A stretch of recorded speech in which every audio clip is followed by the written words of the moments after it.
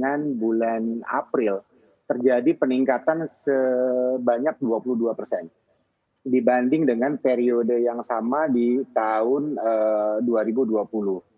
Tentu saja kalau kita lihat kenapa peningkatan ini terjadi, peningkatan terbesar terjadi di periode April dan running rate bulan Mei ya. Kita bandingkan dengan Januari sampai dengan bulan Maret sebelum pemberlakuan PPNBM. Ada peningkatan setelah berlakuan PPNBM ini, rata-rata penjualan di CIMB Niaga Finance meningkat sebesar 83% berbanding dengan periode Januari sampai dengan bulan Maret di 2021. Jadi overall untuk CIMB Niaga Finance pertumbuhan year on year-nya cukup lumayan positif Mbak Anita, sekitar 22%.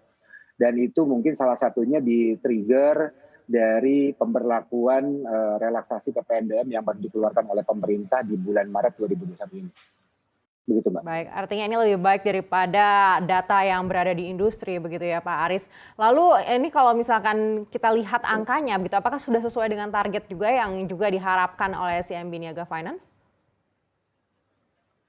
Ya, kalau kita lihat selama 1 tahun, di tahun 2021 kita mencanangkan atau kita mencoba memprediksi pertumbuhan aset kelolaan kita ada di kisaran double digit.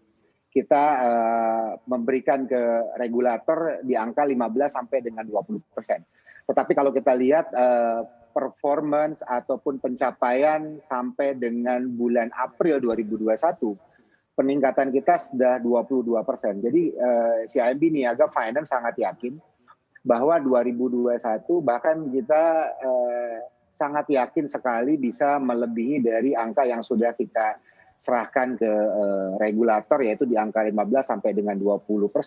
Karena basis sampai dengan kuartal 1 pun pertumbuhan aset kelolaan kita sudah di angka 22%. Mbak Anita. Baik, artinya sangat optimistis begitu ya. Lalu juga terkait dengan adanya larangan aktivitas mudik, apakah ini akan mempengaruhi penjualan juga di CIMB Niaga Finance? Kita sebetulnya sangat mensupport sekali larangan aktivitas mudik karena kita sama-sama tahu sendiri Mbak Anita, bahwa dari inti masalah yang ada di dunia ataupun di Indonesia itu dikarenakan oleh pandemi COVID-19. Jadi dengan adanya larangan tersebut, usaha pemerintah untuk bisa menekan penyebaran COVID-19 yang kita sama-sama tahu bahwa sekarang ini udah hampir 1,8 juta orang yang terpapar di negara kita. Jadi dengan menurunkan tingkat resiko itu akan menjadi obat untuk seluruh yang ada, termasuk juga dari sisi perekonomian. Jadi kita melihat bahwa pertama kita mendukung itu. Yang kedua, apakah itu akan berdampak? Berdampak pasti akan ada, ya. Dampak pasti akan ada karena biasanya hal ini dipergunakan, mudik ini dipergunakan oleh beberapa masyarakat Indonesia juga untuk mempunyai mobil atau kendaraan baru.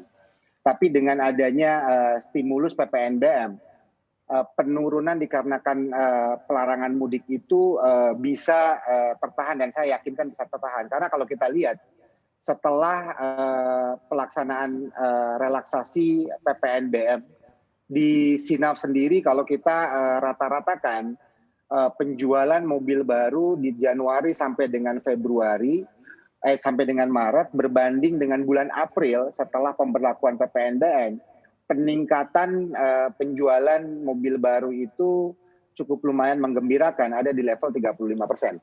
Dibanding rata-rata penjualan di bulan Januari sampai dengan bulan Maret sebelum pelaksanaan relaksasi PPNBM dilakukan. Dan itu membuktikan bahwa program yang dilakukan oleh pemerintah sangat baik dan sangat mengena terhadap apa yang sudah direncanakan untuk menahan penurunan penjualan kendaraan.